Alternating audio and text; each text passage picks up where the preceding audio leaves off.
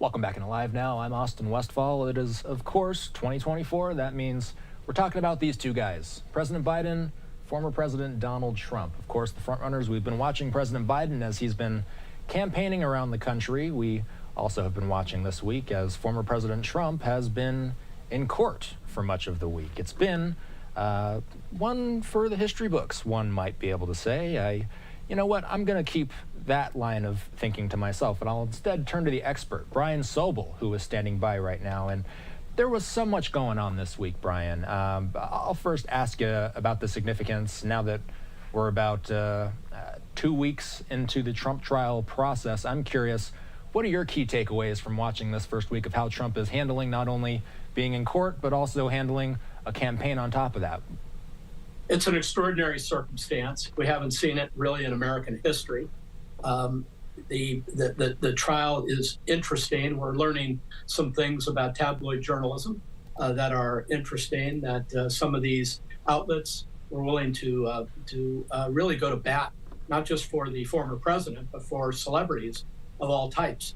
And so it's going to be interesting to watch this trial as it plays out. Meanwhile, for the president, he's out on the campaign trail and doing rallies and that sort of thing.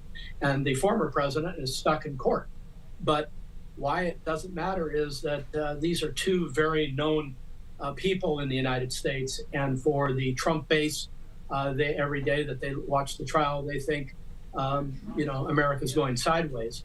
And for Biden supporters, they believe that the president is gaining an advantage by being out on the trail when his opponent isn't. So, Brian, another interesting thing that we saw this week was we heard President Biden allude to the fact that he would be open to debating former President Trump. We've also heard a similar sentiment from former President Trump. It's interesting to me because I think guys like you and I are used to talking about presidential debates taking place like it's not really something you think about. Of course it's going to happen, but this year's a little bit different. How have we gotten to this point where it's actually newsworthy that a debate might take place? For the simple reason, Adam, that the president has not really sat down for more than 2 print medium interviews. He is not available to the media in general, and he's taking the sidebar appearances, like on the Howard Stern show and other things, because they are comfortable places. Now, it's not unprecedented. If you'll recall, Bill Clinton showed up on the Arsenio Hall show and played the saxophone. So it's about finding places where you're not going to have to answer tough questions, where you get to hold your own as best you can and put forward your thoughts on things without a lot of challenge. And that's where we are right now. And as to a debate, I don't see any way that President Biden will be debating Donald Trump as we move towards the election. In fact, when he talked to Howard Stern about debating and said he would debate Donald Trump, I can imagine there was a collective scream out of the White House about that. Why do you say that, Brian? Because they know that in a one-on-one situation, the former president, Donald Trump, will have a great advantage over Joe Biden, who is clearly having cognitive issues. And you just can't put Joe Biden on a stage for an hour or an hour and a half without him looking like he's got real cognitive issues, in my view. I'm curious, what is the significance of a sitting president going on the Howard Stern show? I don't believe that's a show we've seen a president go on before. No, I don't think so. And actually, to Howard Stern's credit, the debate question was probably something they had previously asked Howard Stern not to ask him about. But he did. Give him credit for that. And of course, the response that President Biden gave was, yeah, sure, I'll debate. But again, I don't see how that is possible, given what we're watching with President Biden in any sort of off-the-cuff situation. And I'll play devil's advocate with you here because I watched the full Stern interview. It was a little bit over an hour long, and President Biden did seem to hang with Howard Stern for just over an hour. So I'm curious, just again, to play devil's advocate here, if the idea is that maybe Biden can't last through a debate, how is it that he's able to last through an over hours-long interview with Howard Stern? It was a sit-down interview. He was in an environment that I think he felt somewhat comfortable in. But juxtapose that, Adam, with standing on a stage with a full audience where real journalists, not that Howard Stern isn't a journalist of some stripe, but with journalists who are used to asking very, very difficult questions that require very nuanced answers. And so those two stages, as it were, could not be more different. And so the other thing is that I'm quite sure that White House staff had worked with the Stern staff to make sure that this was not going to be an adversarial interview. That is to say, where real tough questions were going to be asked with tough follow-ups. It certainly did Stern come has through. his way of doing things, but there were some interesting questions and answers, but completely different than a debate stage. It was interesting too because it kind of came out of nowhere.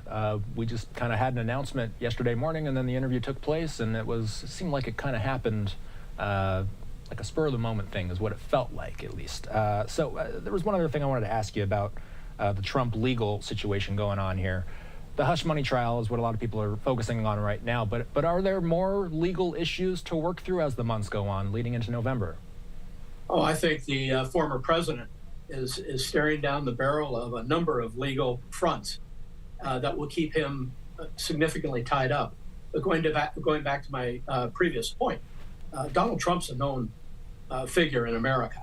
And so I think he's going to try to use this trial and any subsequent decisions as a way of saying, see, America's broken, and that's why you have to vote for me. And so, in a way, this trial and other potential legal actions between now and November somewhat play to his benefit. Brian, what political threads, what immediate things are you looking to get the answers to as we look ahead into the immediate few weeks coming up here? Well, both individuals are going to have to start focusing at some point on the issues facing America. I mean, right now we have college campuses with upheaval around the Gazan situation, the Palestinian situation in a greater way. And that topic, along with immigration, which is a number one concern of Americans, the economy, things that are very simple, Adam, like gas prices, the price of milk and bread, and all of these things. And more presidents than not have lost because of the economy. If you go back to the race between George Herbert Walker Bush and Bill Clinton, this little-known governor out of Arkansas, emerges as the only person who would take on a sitting president who had such high approval ratings. And if you'll recall, the whole campaign spun around the issue of the economy. You know, are you better off today than you were a year ago or 3 years ago? And Bill Clinton was able to parlay that into a presidential win. So the economy is absolutely huge. And in American history, the economy has been enormous, and not just in American history, in world history. We recall right after World War II, when Winston Churchill was the hero of Great Britain, he ended up losing because the economy was in shambles, and the English people wanted to see a reformation of the economy